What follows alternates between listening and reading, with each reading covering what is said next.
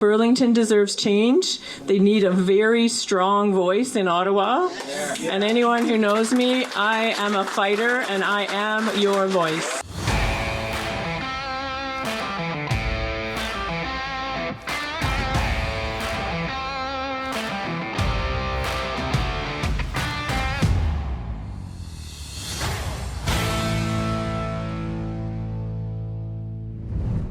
Thank you for coming out to the Burlington Riding Association to support Emily Brown today.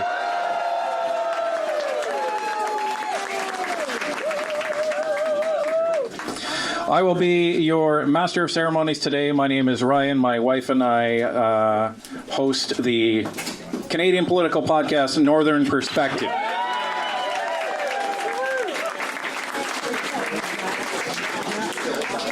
And it is a real honor that we were asked to attend and host the event. We are recording this for distribution later because we want to make sure as many Canadians get to know who Emily is, what she represents, and how she is joining a massive team across Canada to bring the change that Canada needs in the next election.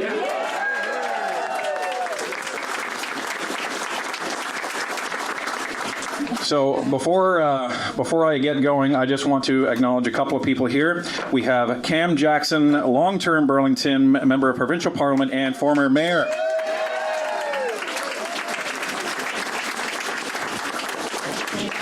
And another special guest, Ken Hewitt, former mayor of Haldimand and now Conservative candidate for Hamilton Mountain.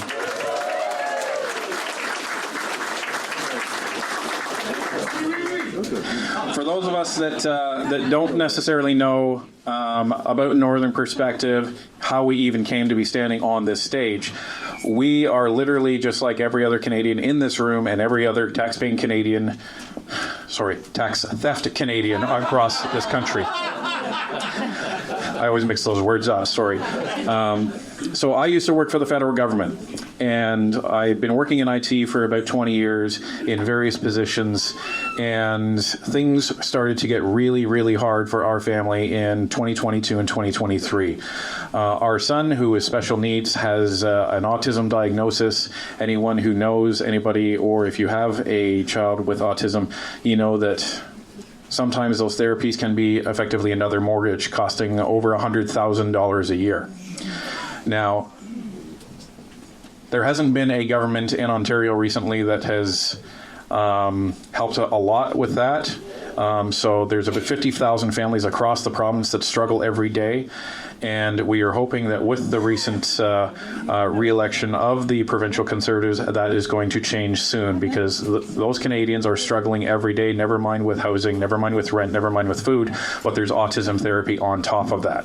So we started this channel for a couple of reasons. Number one, we wanted to see if we could get it monetized so that we can pay for our son's therapy. But the second part is that we have seen the social destruction of our society over the last 10 years, where despite claims of wanting to eliminate racism, it seems that the only thing that the Liberals and the left want to do is implement racism. Yes. So our son,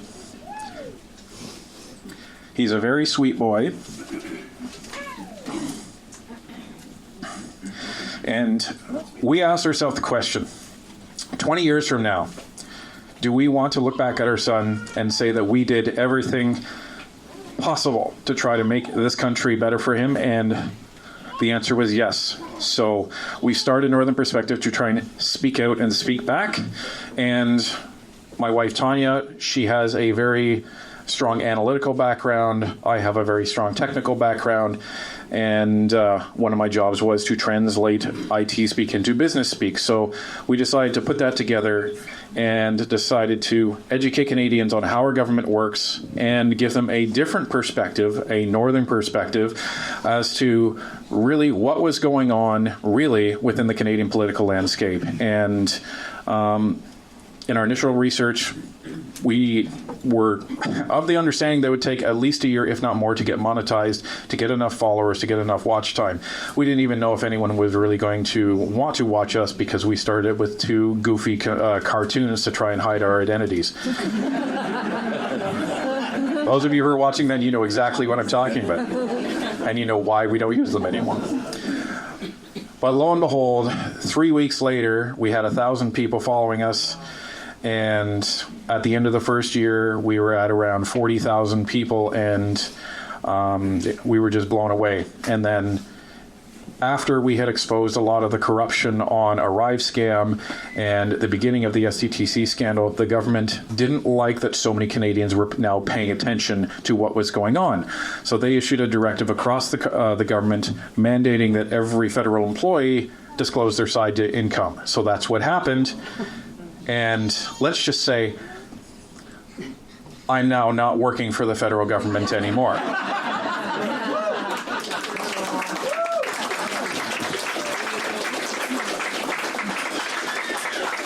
But we have seen that Canadians are hungry for the truth. They're not hungry for bias. They're not hungry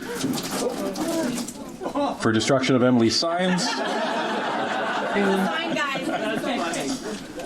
They are hungry literally for the truth, no matter where it takes them. So we saw that in the fact that in a year and a half, we had grown to 70,000 Canadians following us. In the 6 or 7 months since then, we have then grown by another 90,000 people.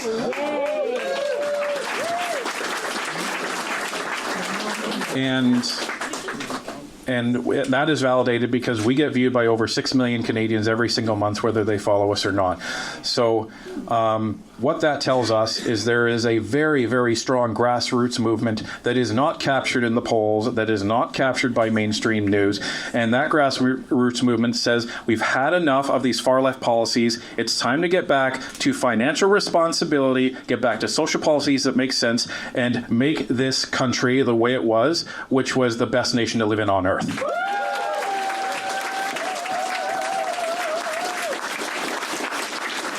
So that's enough about me and Northern Perspective and my lovely wife Tawny, who is over there. So if you could give her a big round of applause, that'd be great.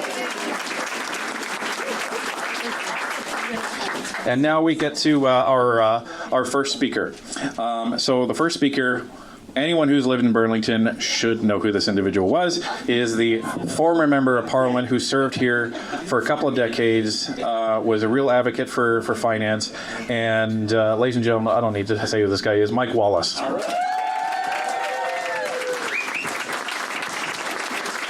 Thank you, Ryan, and I'm still alive. I just thought I was. And I'm also joined by my wife, Caroline Scheer, who, when I was running, people would say, well, if good thing Caroline's not running against you because you would never get elected. So it's really an honor for us to be here today. I know when I was running for office, I couldn't fill this room like this is today. So Emily doing a great job. So I was asked to, I'm the first speaker, kind of kick off why this election is important, why it's important to Burlington. And I got to tell you, this election reminds me a lot of my first win in 2006. I don't know if you remember, but the Prime Minister at the time was Paul Martin. And of course, Prime Minister Harper, there's no way Harper's going to beat Martin. Like, that was at the beginning of the campaign. There was everyone thought that the current Prime Minister, he walked on water, was a great finance minister and so on. And there's no way that Harper was going to be able to beat him.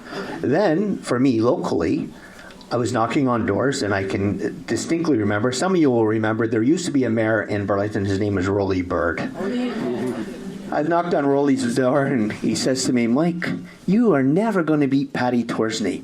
Everybody loves her. I said, Rolly, well, we'll see. So, you're polite. And sure enough, in 2026, the polls changed, the election changed completely from the beginning to the end. And we won. Conservatives won the government, and we won here in Burlington. And that is going to happen again this year.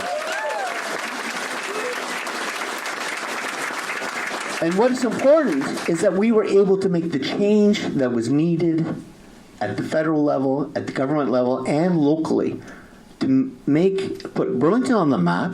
Look, I was a member of Parliament for just over 9 years. In those 9 years, the Conservative government invested almost $300 million in Burlington alone. And so we need the attention to Burlington that Emily will be able to bring to the table. Not worrying about her future as some fantasy of being prime minister as their current member has. Their own riding didn't even vote for her, didn't support her. We have a real opportunity here, ladies and gentlemen. And with your help, we're going to make that happen. Two other things I want to say. One, we need everybody in this room and all your neighbors to get out and help Emily. It's not a one-person job. You can be the best candidate in the world. Emily's work in this community, Emily's work as a professor at Oakville at Sheridan, all the things she's done will not matter if you and your neighbors are not out supporting her through the election and getting the neighbors out to vote Conservative, voting for Emily, so she can actually represent this riding in Ottawa, which we haven't had here for at least 9 years, or whatever the number is.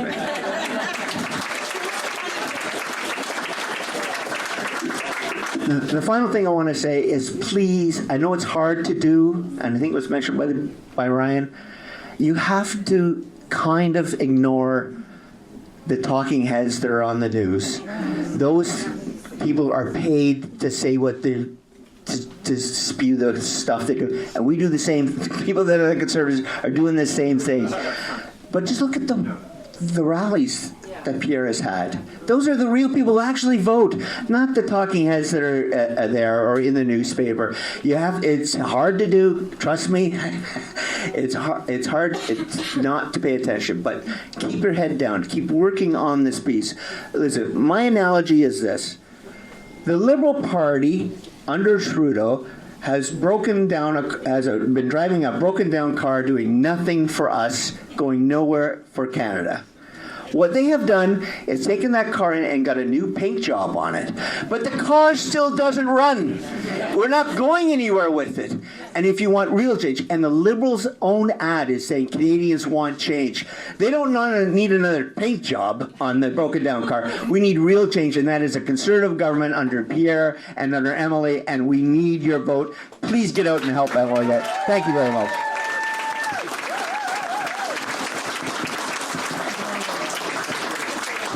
Thank you very, very much for that, Mr. Wallace. And one of the things that I've talked about recently on a recent video, just to echo some of this stuff and how important you are to this election. 40% of Canada did not vote in the last election. That is a lot of people.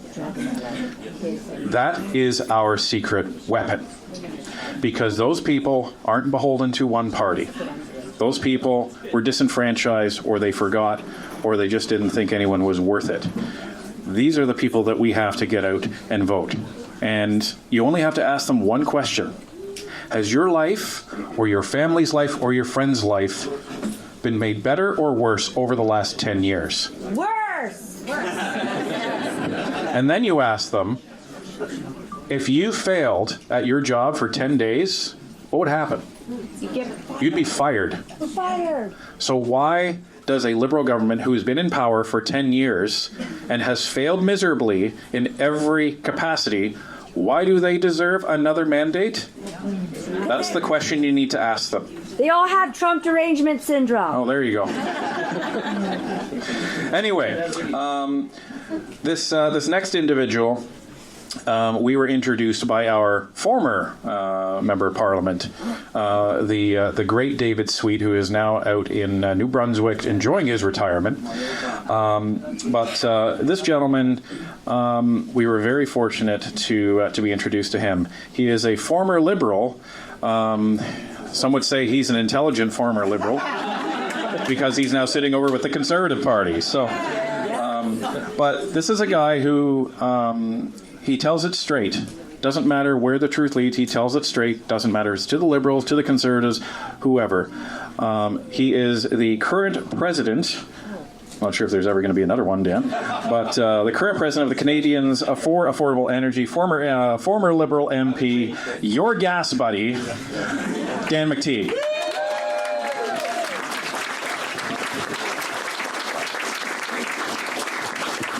Oh man, never thought I'd see the day when I'd be here with Mike Wallace on the same platform.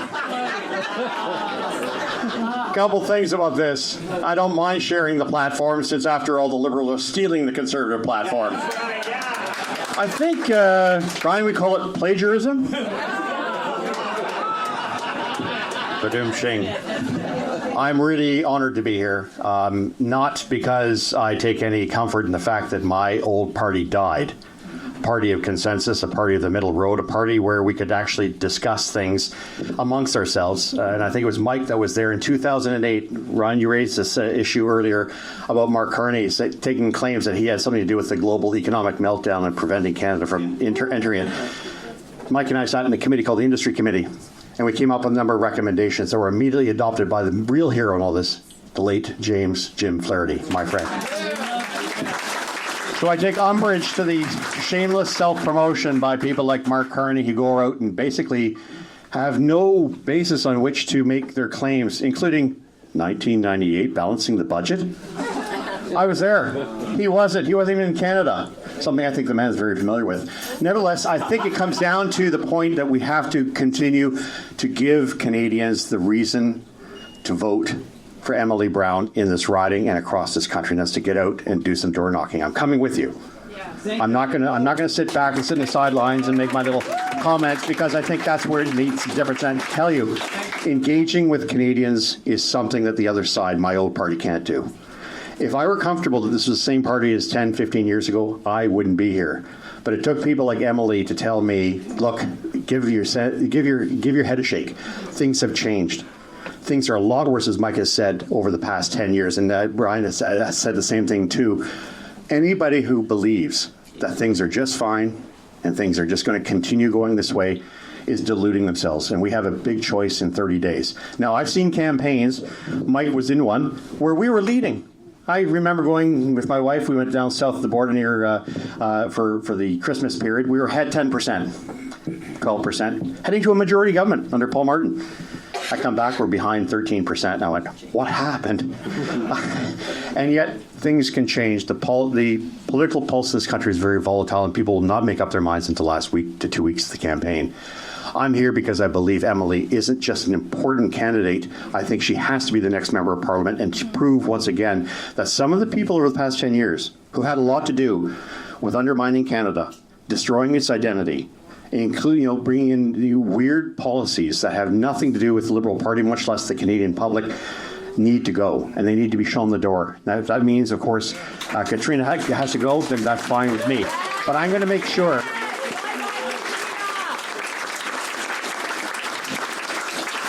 we need solid, balanced people who have their ear to the ground.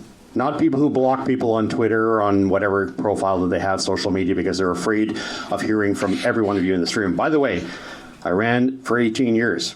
I've several campaigns. I've never seen a crowd this size for any opening of any office. So it tells me something about what's happening. That's a tribute to you, Emily. I'm proud to be a supporter. Not just a supporter, I actually live at Tremaine and Burlington, so everybody knows this. I'm not just someone from the outside. I'm here, and I'm here until she's elected. And I can tell you, every inch of the way, we have to fight this battle, but fight the dishonest, the disinformation that's out there. We know our position is going to be very difficult to hold. We have all the influencers, all the pollsters. Someone did something on polling a little while ago saying, why are all these polls showing this? Well, guess what? One of them, Main Street, is Keto Maggie. He was my campaign manager in 2008. So look, don't believe what you're seeing out there. Believe the people and talk to them, engage them, and you will be successful on election day. You have a very strong, very good, very capable leader in Pierre Poilievre. I've debated him. I didn't lose, but I can tell you I didn't win. And that was 14 years ago. Have confidence in Emily. Have confidence in Pierre Poilievre. Have confidence in Canadians that they will make the right decision. That comes April 28th. It's a new day for Canada. It's a new day for Burlington. Let's get out there and do the hard work.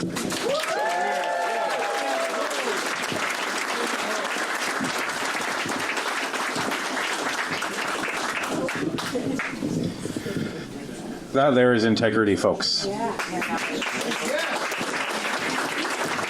Do not be afraid to speak the truth, and don't apologize for it. Jordan Peterson, very, very wise man. So, but Dan's right. This is on all of us, right? People see Tony and I on social media. They see Mario, other people on social media. They see the politicians get up. It is not just on them to win this election. You are just as important as all of us. You need to have the conversations, get out and door knock, volunteer. If it's 1 hour, that's all you can provide over the next month, they will take it. Doesn't matter what riding you're in. Get out there, be part of the change of Canada. Don't just sit back and hope it happens. So on one of those people that is actually taking a stand to do this. So you've seen this person online with his videos, with some of the other influencers out there.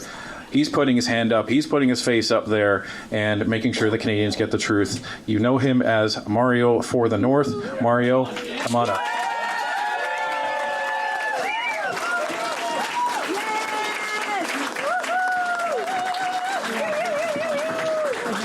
Just wondering, just for the introduction, show of hands, how many people know who I am? I'll start off with a quick story. Most people don't know this or realize this, but I came to this country as a refugee. English is my second language. I came here almost 40 years ago now. My first home in this country was actually a shelter home in Toronto, and I still remember the beds being laid across a large warehouse. And the game I used to play with my younger brother, who was learning how to walk at the time, was who could kill the most cockroaches. And that's the fun that we had. And, you know, I know it sounds... He said it's the same game we're playing today.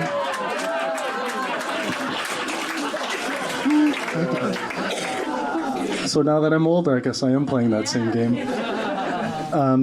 So we were actually sponsored by a church in Oakville, and my parents were blue-collar workers for most of their life.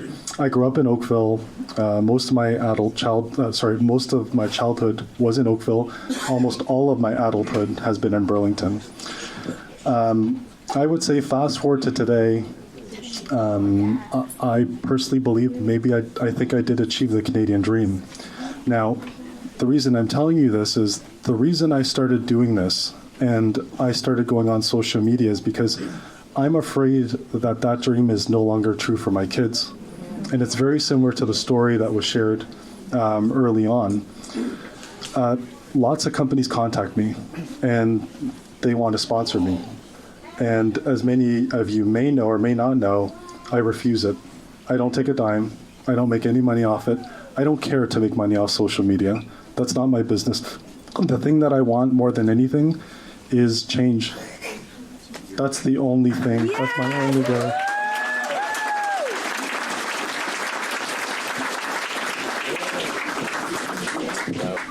And ultimately, that's all I'm looking to do. And my social media platform, and I'll give you just some quick numbers. I only used to do on TikTok. I don't have time really to post. What you see me post, I try doing it as quickly as I can. I try getting it as quickly as possible. Is actually a coworker of mine who's here, Dakota. You'll see him filming. He's got his hand up right there. He and I actually talked, and he said, you know what, I could just post up your old content. We'll create an account on X. We'll create an account on Instagram. And that's what we've been doing. And just to fast forward 4 months later, I think this past month's views just on Instagram alone have been almost 20 million.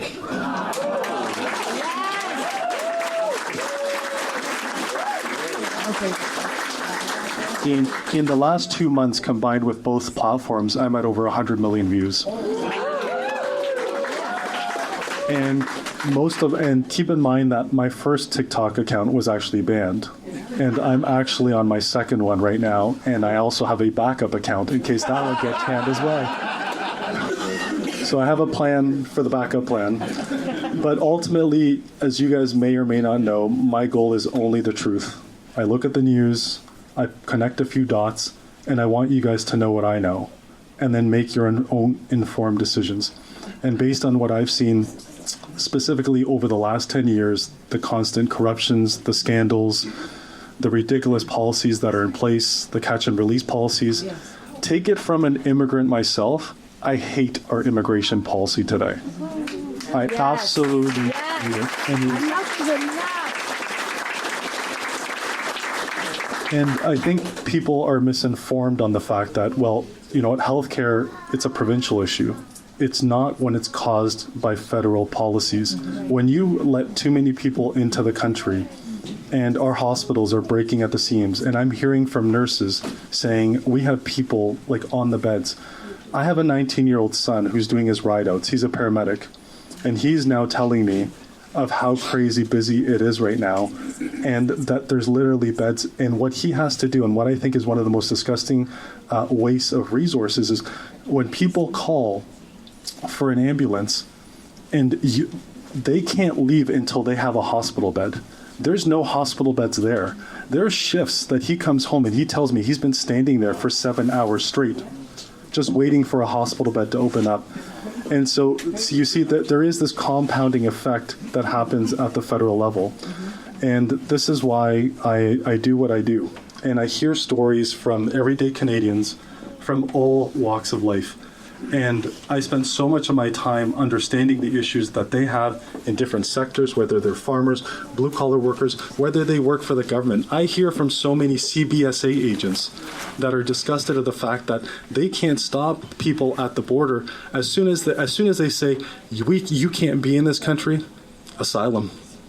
I'm an asylum seeker. They have to allow that person in, and it takes 2 years to then hear that hearing. And so those are people who should have been denied being in this country, were allowed to stay in for 2 years, that are taking our jobs that are illegally in the country and came so under fraudulent pretenses. And so my whole perspective is, even take it as an immigrant, it's disgusting. Like, it is absolutely disgusting. I'm disgusted by it, and I don't recognize the Canada that I grew up in, and that's not the Canada I want my kids to grow up in. And that's why I connected with Emily last year, because I want change. I've known Emily for over a year now. She's absolutely phenomenal. Her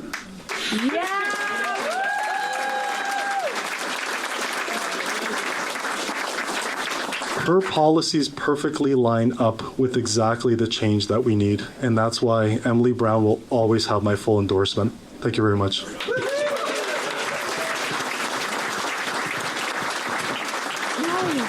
Palm is right too. Ladies and gentlemen, Super Mario right there.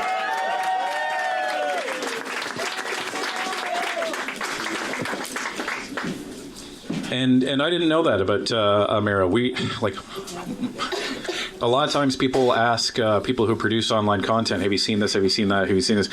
You know, Mario can probably vouch for this.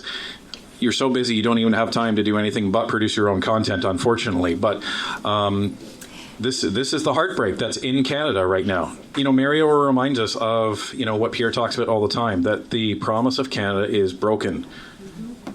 He is literally what Pierre's talking about. Anyone from anywhere can do anything. That's not possible anymore in Canada. And this is why our next speaker is really here. This is a person that we had the pleasure of interviewing a few months ago. We became fast friends, and I just can't say enough about her. She is intelligent. She's literally giving math lessons at the doors to liberals that don't know how to do the math. Yeah, apparently, if you subtract from zero, it's a negative, but people don't understand that. She is a Ontario sports shooter champion, and that's not ancient history, folks. So, ladies and gentlemen, this is Emily, and we were just talking about this right before we got in. There seems to be something strange, something spiritual going on, where, as I tried to describe it to Emily, it feels like you have this tap in your shoulder that says you are right where you're supposed to be. And I'm extremely glad that this person is where she is right now. And you're going to talk to her now. This is going to be your next member of Parliament for Burlington, Emily Brown.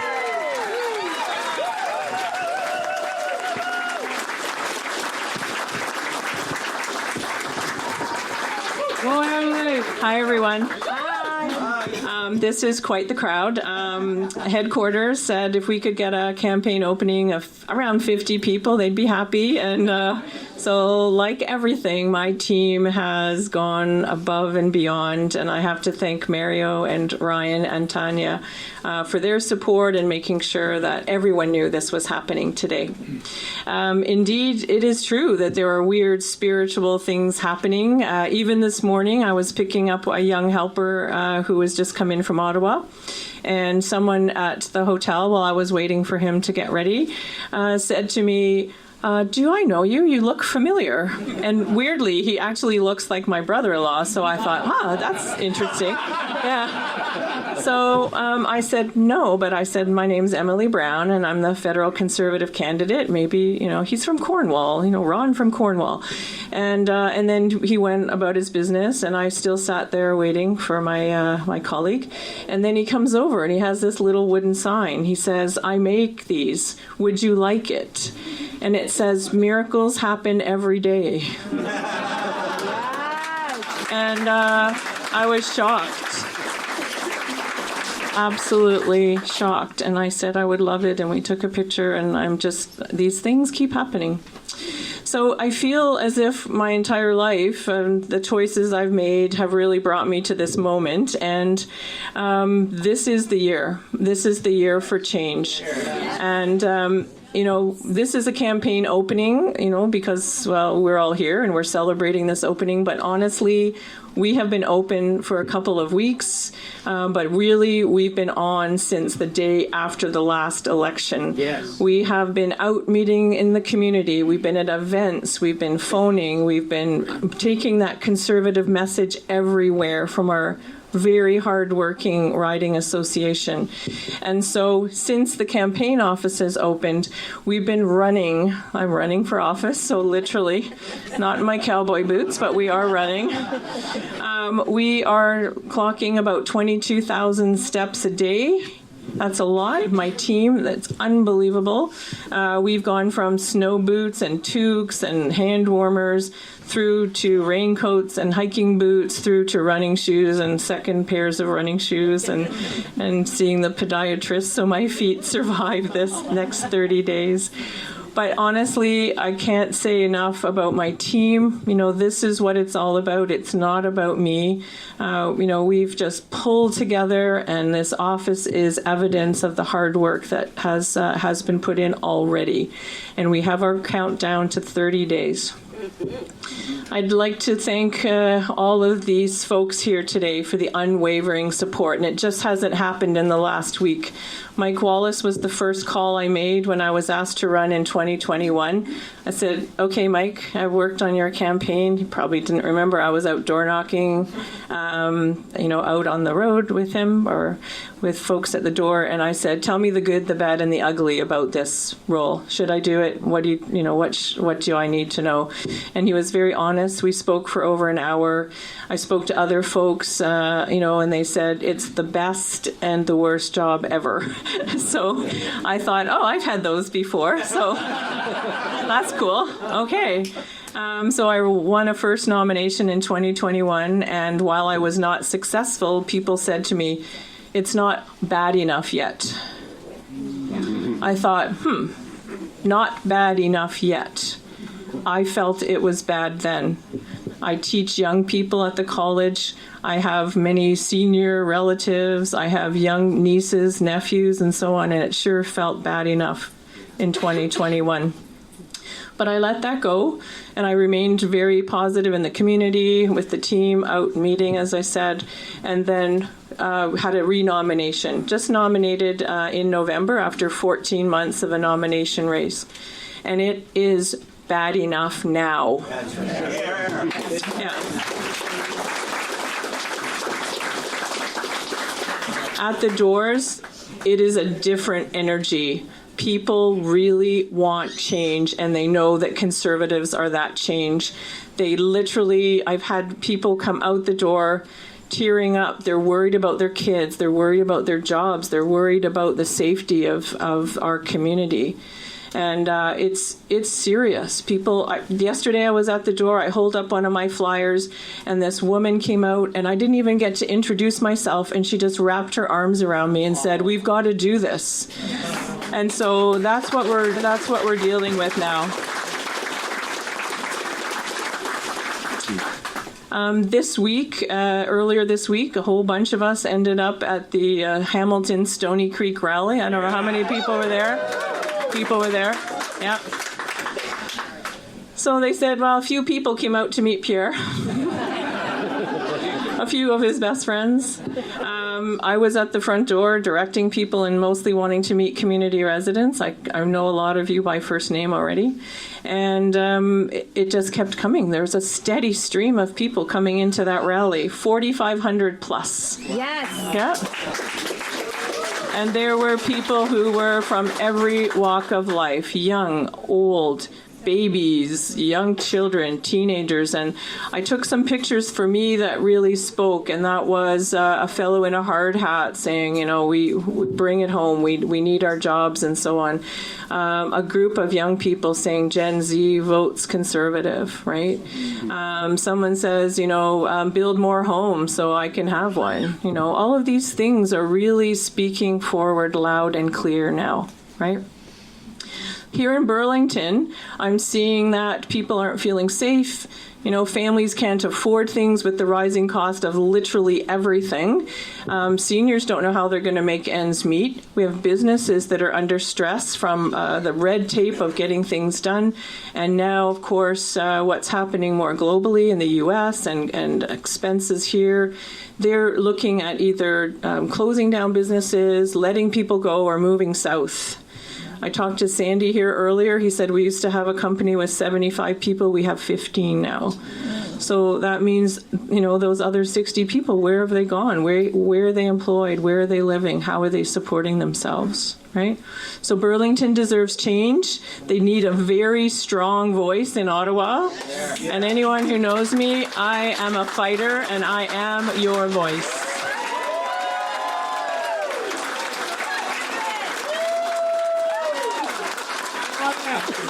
Thank you.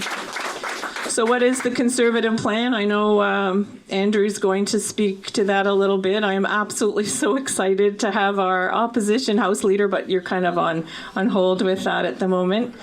I'm so pleased that you're here. I wore my cowboy boots for you, and you're not wearing them.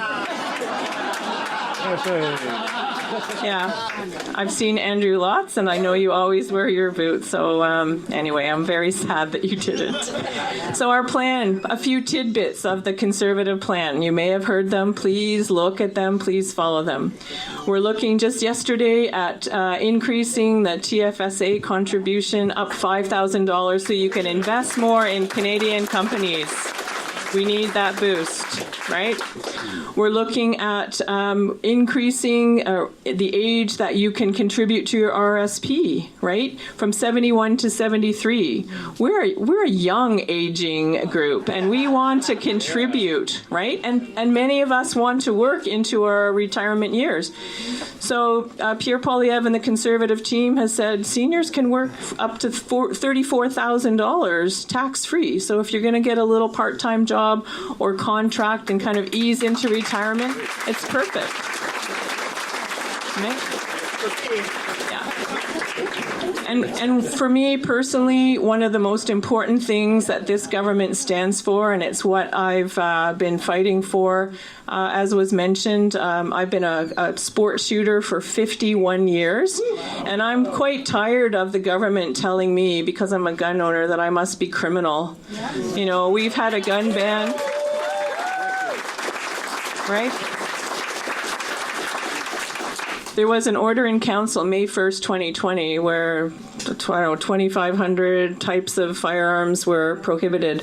They've literally been sitting in firearm owners' safes, vaults for 5 years almost, and the crime rate is going up astronomically. Almost 120,000 increase in gun crime. So, as much as Trump has been a little, disruptor, he has exposed some of the things that this 10-year lost Liberal government has left us exposed, and that means safety at the border, gun smuggling, drugs, human trafficking. These are all things that are very, very important to me, and you may not realize how affected Burlington is by these things, right? Yeah. When I first started in 2021 campaigning, a young woman came to me and she said, "You're the first politician," when I wasn't really feeling like a politician back then, "who has ever mentioned human trafficking and the impact on our community and on Canada as a whole." She said, "I'm raising my niece's child and my niece died as a result of human trafficking." And she said, "You are the person I believe in to bring this issue." And I know Pierre has spoken about it again as recently as yesterday. We're not going to let these people bring drugs into our communities, 50,000 dead from fentanyl overdoses. We're not going to have people trafficking in our communities and getting away with it and being out on bail again and again and again. We're done with that.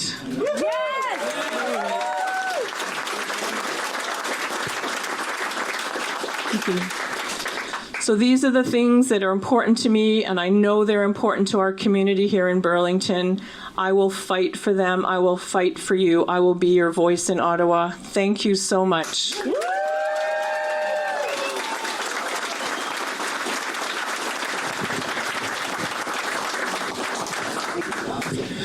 Emily Brown, everybody.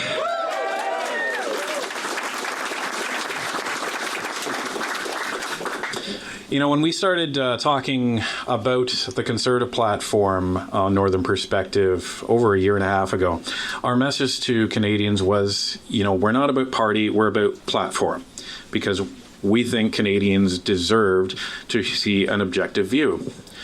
Well, we thought it was great back then, and Pierre and the Conservatives were holding back because obviously they had insider information that Mark Carney is known for stealing other people's homework.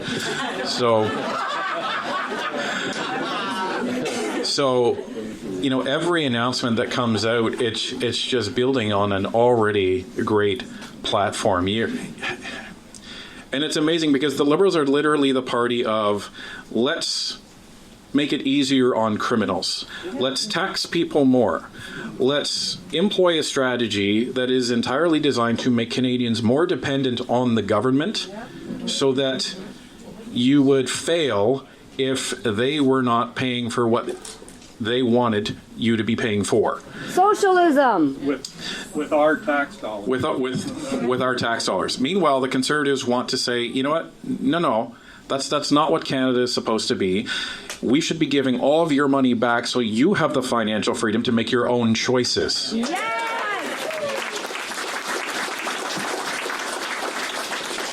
So why am I mentioning the platform? Because a platform doesn't just happen.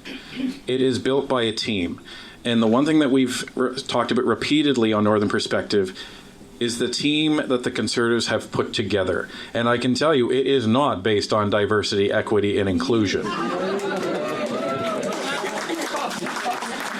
The Conservatives have a wide breadth of talent, and there are no weaknesses in the Conservative shadow cabinet, never mind the rest of the party, because they pick their candidates very, very carefully. They pick the people that, A, they think they can win, but B, are going to be a positive influence in Canada in order to restore that Canadian promise that Pierre keeps talking about. And we are so fortunate to have one of them with us today. Now, this guy is a kind of a superhero for Tanya and I, because we are procedural geeks when it comes to Parliament. That's why we cover committee. It's why we watch the debates that aren't on, normal YouTube feeds. We watch all of it. And to watch this guy in action, when something happens procedurally in Parliament that is wrong, this guy gets a little twinkle in his eye. And often you see him get out over his seat, grab one of these big books off the table, and he's going to a page number 4,300 and something, paragraph 6,004, because he already knows it. Why does he know it? Because this is the youngest Speaker of the House in Canadian history. He led the charge as leader of the Conservative Party in one of the former campaigns. He is Pierre's House leader and procedural genius. Ladies and gentlemen, Andrew Scheer.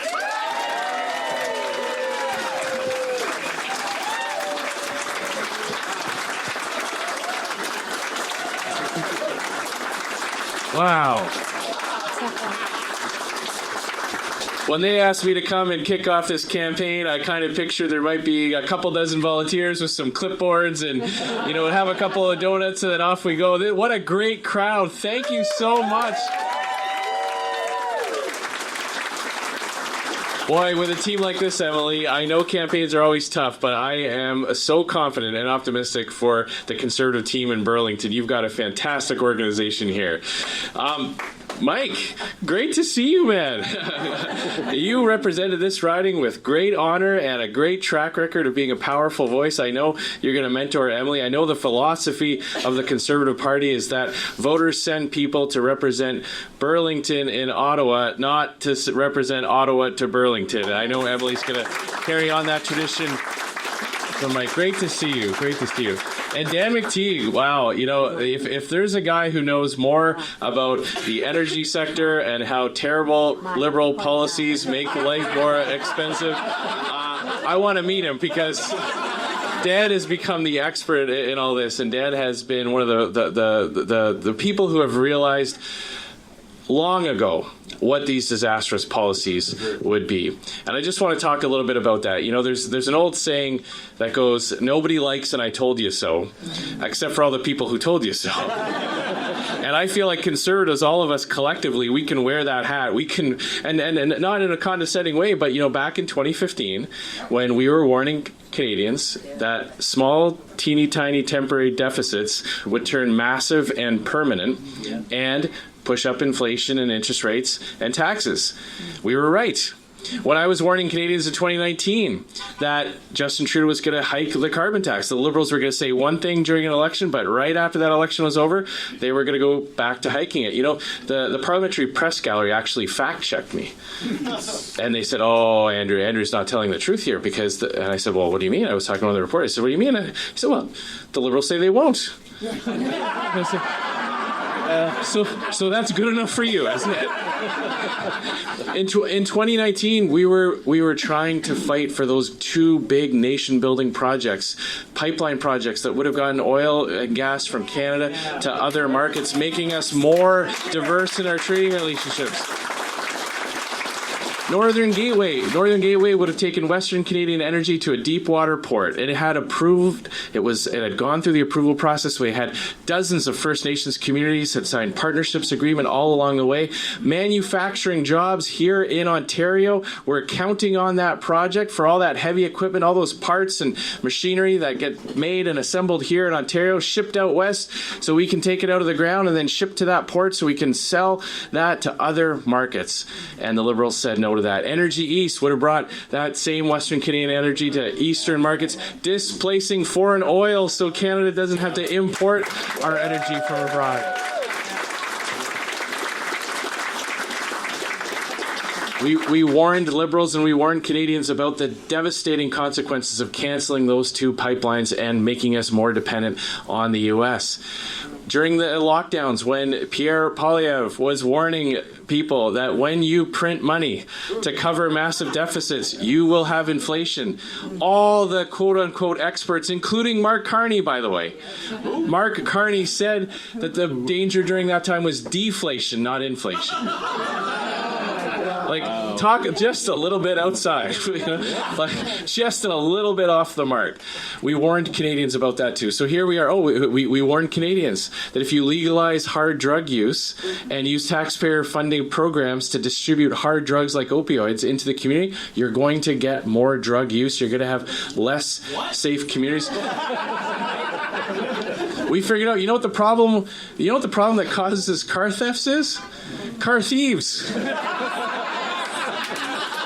And we said to Liberals when they were bringing in those changes, giving bail instead of jail, saying when you put the rights of car thieves and gun smugglers and people who break and enter, you are going to get more of those crimes. Like, it's not complicated, folks. And we all knew that, and we were warning Canadians. So here we are.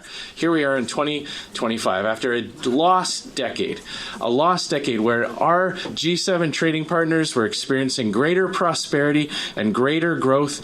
Canadians were actually falling behind. Middle-class families who were doing everything right, working hard, trying to put a little bit of money away, they were falling further and further behind. Their kids were missing out on hope and opportunities. Young people delaying getting their start because they can't afford a house, putting off getting married, maybe putting off having kids.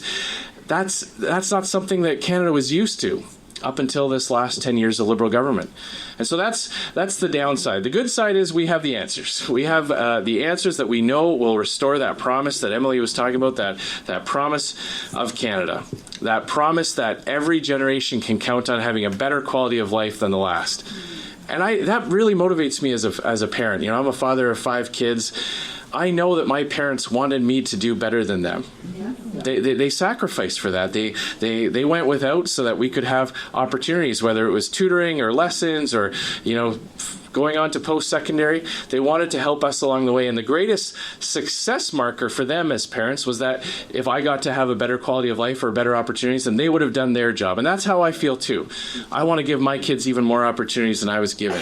And that pay it forward attitude in Canada, we've lost that because we are now at a period of time where the next generation, the current generation, doesn't feel like they're going to have that same Canadian dream that their parents had. They can't count on being able to have their own home in a nice, safe neighborhood with a job that lets them have some leisure time. They're working 2 jobs. They're picking up shifts on the weekend. I talked to a dad in Newmarket just the other day who told me that his son's a teacher. He's making a teacher's salary, and his son is moving back in with his parents because he's tired of paying all his disposable income on rent. He can't afford a mortgage. Back when I was a kid growing up, often teachers could support a family on a single income. You know, at least if they had 2 incomes, they could definitely count on having a home and buying one, and that's been lost. So we've got a real opportunity. And I know there are extra threats, so let's deal with the recent threats. We've got this unprecedented and unjustified threat from the United States. All kinds of crazy statements about Canada and threatening our economy and our jobs. And we know there's a lot of anxiety about that. There's a lot of people who are worried about that, what that will mean for their lives and for their country. They're proud of their country. Liberals have just discovered this recently. You know, No, but it's true. I mean, recent Liberals. I'll give Dan credit. When Dan, but it's true. It's true. When Dan was a member of Parliament, I never got the impression that generation of Liberals was so embarrassed about Canada and talked Canada down. But over the last 10 years, Liberals have just focused on all the negatives. They've made it a dirty word to be proud of our country. They've talked it down. They've just really acted like they're embarrassed about the entire Canadian history. It's been conservatives that have been standing up for our heroes that built this country, like John A. Macdonald, who had the vision to keep Canada independent and strong and unique on this part of North America, while they were toppling down statues and cheering that on. It's Canada. It's been conservatives in the last 10 years that have said, look, there's obviously something that we're doing right here if people want to come from all over the world, so let's preserve what makes this country the type of place that people want to come to, and not have violence in our streets because of people spewing hate and anger at different groups of people. Let's unite for freedom here in Canada. So we're going to deal with these threats by making Canada stronger. Having a Prime Minister like Mark Carney, who, first of all, when he had the choice, he didn't choose Canada himself. He moved his head office to New York City. How can we count on him to protect jobs and investment and fight for those to stay in Canada when the first chance he got, sold out just to squeeze a few more dollars of profit? He also moved himself to England. This is true. But he also has written a book about what defines himself as a human being. And in that book, he talked about the carbon tax and how much he loved it. The only problem that he had with it was too low. So here we have a guy who wants to be prime minister. He wants to leave oil and gas and other minerals in the ground. That's his stated position. He wants to impose energy poverty on Canadians and on people around the world. Well, sorry, not around the world, because in other countries, his company invests in pipelines and oil and gas. Just here in Canada. So we got a guy who's running for prime minister who wants to leave the oil and gas in the ground in Canada, while his company invests in pipelines and energy projects in other countries. That's insane. Secondly, he wants to keep the carbon tax on manufacturing here in Canada. So when our American counterparts, when they're bidding on projects, and they're bidding on steel projects or aluminum projects, they look at Canada, they look at Canadian suppliers, and they say, well, they have a carbon tax. This company in Ohio or Iowa or Michigan doesn't, or Pittsburgh. Who do you think is going to win that contract? Before the tariffs even were part of it, just having that carbon tax here in Canada wouldn't make sense. He doesn't want to get those pipeline built. In fact, he supported the canceling of Northern Gateway. So how can we have a guy go and defend Canada, dealing with Donald Trump, when he's literally kneecapping 30 to 40% of our economy, just on his own? Never mind any kind of discussion on tariffs. That's never going to work. We have a plan to deal with the United States from a position of strength, having a more resilient economy, a more self-sufficient economy where we trade with each other. The Liberals had 10 years to get an internal interprovincial free trade deal. Didn't get it done. They don't believe in it. They don't believe in expanding our energy sector to other markets. Did anybody catch when the Prime Minister of Japan was in the Oval Office signing an LNG deal with the United States? They came to Canada first. They came to us. The Liberals turned them away. If you had no business case, can you imagine if you owned a restaurant and you saw a whole bunch of people coming into your restaurant for lunch, and you had a general manager who said, we're not opening for lunch today. There's really no business case. Get the heck out of the restaurant. The customers are the business case. That shouldn't be complicated.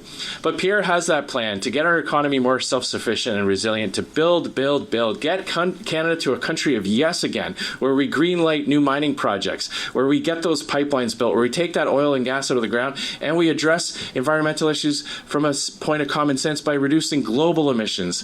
We can produce aluminum here in Canada for a fraction of the emissions as they do in Asia and countries like China, where they build new coal-fired power plants. I think it's at a rate of 1 a week or something. It's crazy how much new coal production comes online there, while we're imposing the Liberals are imposing energy poverty on Canada. Emily talked about safe streets. We have the plan to undo those terrible Liberal changes and put the rights of law-abiding citizens first for a change.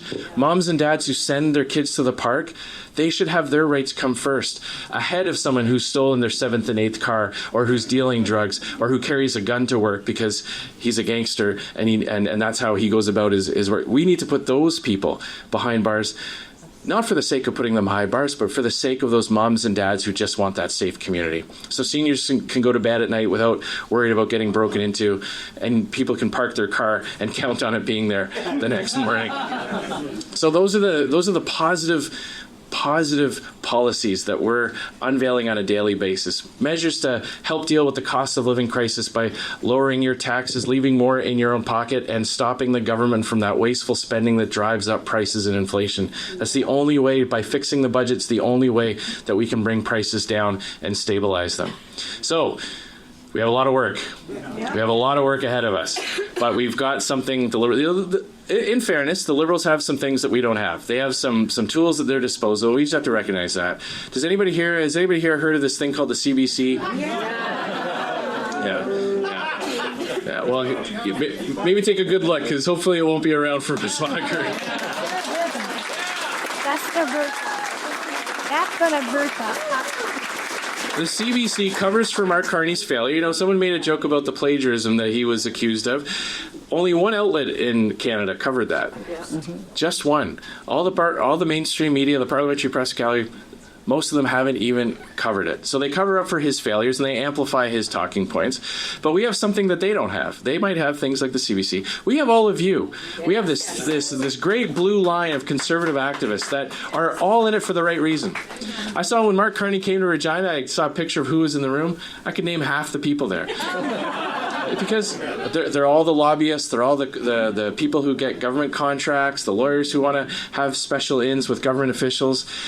Every single conservative event I've ever been to, as leader, as candidate, you name it, when I talk to people who are in the room like this, I would bet my next mortgage payment. None of you are in this room because you want something from Emily. None of you are in this room to have a special insider track with the next government. You're all in this room because you want to fight for this country. You want to restore that promise, and you're doing it for your kids and your community and for your country.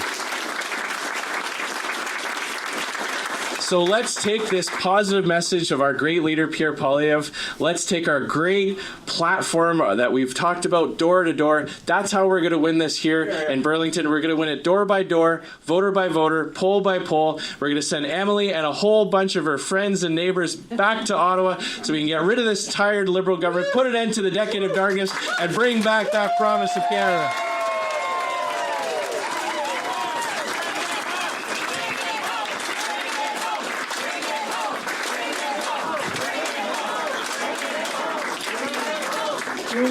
Should I no more I love listening to Andrew Scheer because he always gives me ideas.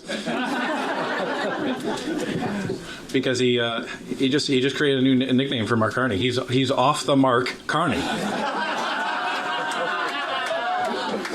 And I just realized, just hit me. Do you know why the Liberals put out this slogan of elbows up? Because they want you to do this.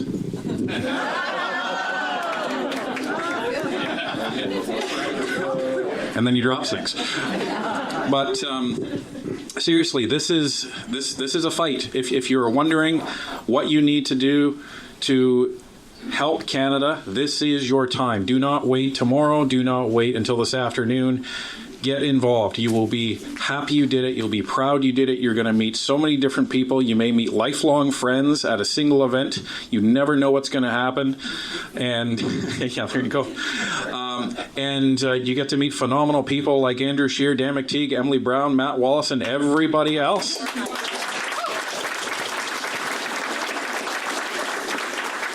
So, and don't assume that the ridings that you're in, if you're from a different riding or if you're in this riding, that they have all the help they need. That is far from the truth. The Burlington Association, they need more volunteers today. They need more volunteers over the next 30 days, and they need scrutineers, volunteers on election day. On average, Canada, just the Conservative Party, will need over 64,000 volunteers on election day. So a lot of help is needed, and that's to make sure that this election is going to be fair. So make sure you get involved, send them an email, grab somebody and say, hey, there's a clipboard here for anyone that's interested. As I said, don't wait for this afternoon. Join in the next 5 minutes. So thank you, everybody, for coming out, for showing that we are for positive change in Canada, and let's bring it home.